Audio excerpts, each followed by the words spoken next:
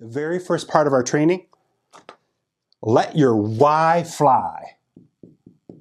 In order for me to maintain, or as we talked about last session and a couple sessions back, to be disciplined about this work, I have to have such a strong connection to the why that handles the ebbs and flows of emotions and feelings, especially when life gets difficult, as it did at the end of last year with my mom, well, the middle of last year with my mom's situation. It was actually a year ago this month, that this starts. I had to move my mom from an independent living where she's taking care of herself with her man to assisted living. And even then, I had to step into training. Wasn't on my mind. I had a lot of life showing up front and center, a lot of things I had to deal with. But I got into that space because I had a deep why. The thing we know about human psychology is this: the deeper your why, the more apt you're able to live into and sustain behavior change. Think of it as that motivation versus discipline conversation. I'm motivated to do something, and then maybe next week you're not. Discipline completely triumphs motivation through the lens of we're just doing the actions, and we're doing them with specific rhythms, whether we're in it or not. We will command the energy as high performers to be in it and bring the joy and do the work. Hope you're feeling it with me right here, right now. Huge part of our journey and making sure we're rocking this for you. Does that all land for you as we think this through? Really want to make sure you have a deep why.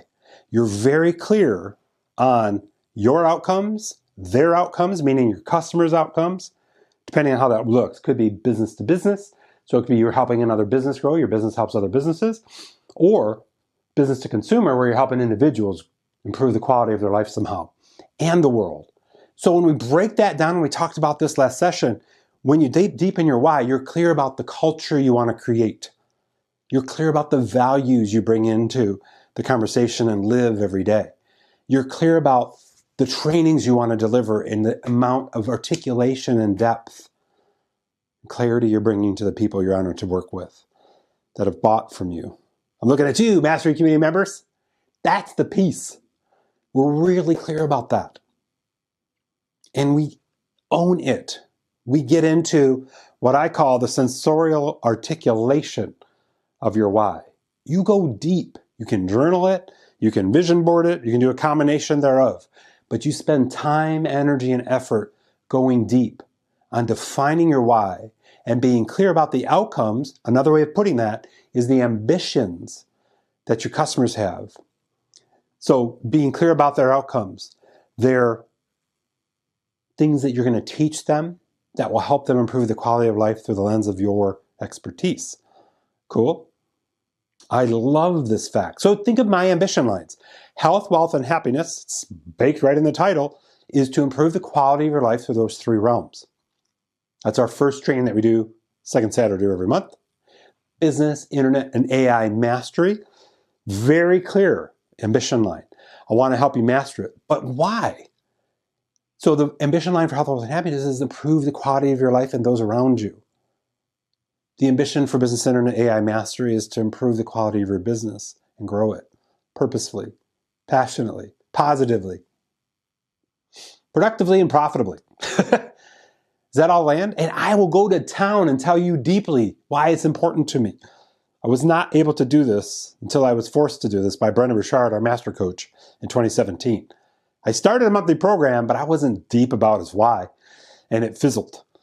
That was February 2017. I went to work with Brendan in March and May, June, July, and he challenged me on my birthday to start the mastery community with a deep why. We're here 8 years later. You feel the difference there? So the challenge for you is you think about step one, which is also part of the action list. Have you sensorially articulated your why? Do you update it frequently? Do you step into it on a weekly basis, for example, and just review it, reconnect with it, deepen it, update it, edit it? If you don't, why not? That's the premise for this work. That's the thing that gets you through. If you're a technical guy like I am and a relational guy like I am, getting into trainings is relational, doing the back end work, sitting in iMovie and Final Cut, even tested DaVinci Resolve, that's the technical. And sometimes I'm not in the mood, but I'm like, nope, it's not going to serve anybody if I sit on this. So I've got to step into it. Hopefully that helps really frame for you how important it is to deepen the why, to sustain discipline, and be part of the system that you can live. That system that's consistent through time. We know, we talked about this last session, franchises are the ultimate example of the value of systems. People buy franchises for the system. $100,000 to $1 million for franchises just to get the system and the known proof of how things can be profitable would be one way of putting it, but serve the world in whatever way that franchise serves the world. Cool? Hope this is connected for you.